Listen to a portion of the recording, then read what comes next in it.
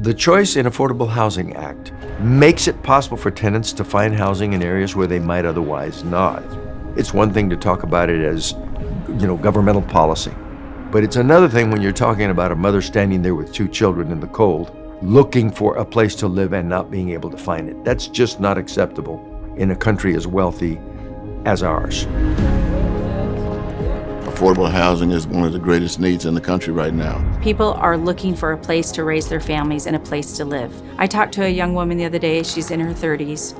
She's owned a home, but now she's having to work 3 jobs to keep that home. We're living in a country that's growing rapidly. Our housing programs have not kept up with that growth, and the result is that there's a shortfall.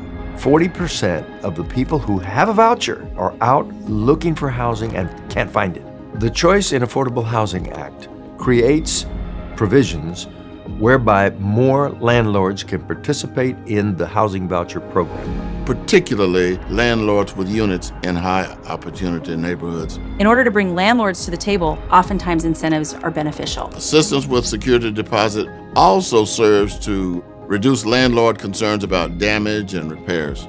Let's make it work for the tenants. Let's make it work for the landlords.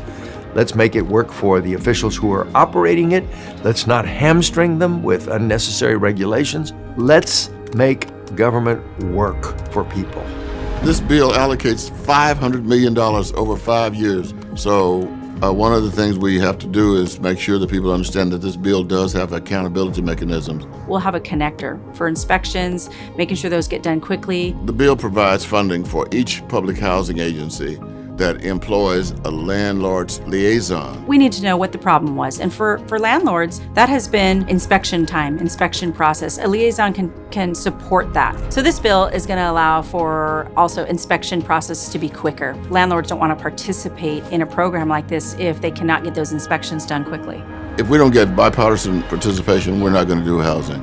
And this bill, I think, is an inspiration for future reform.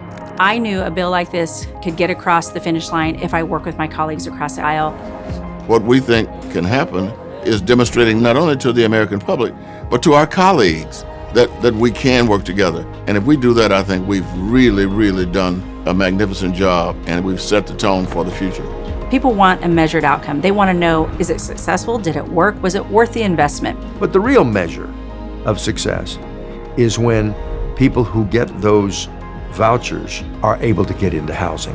These families can pick and choose where they want to live. Maybe it's closer to where they work. We're asking for some everyday solutions to everyday problems. If we're going to have government programs, then let's do it in a way that they work.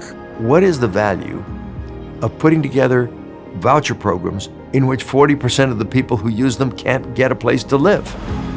If we have ways to make housing more accessible to more people, we ought to take them.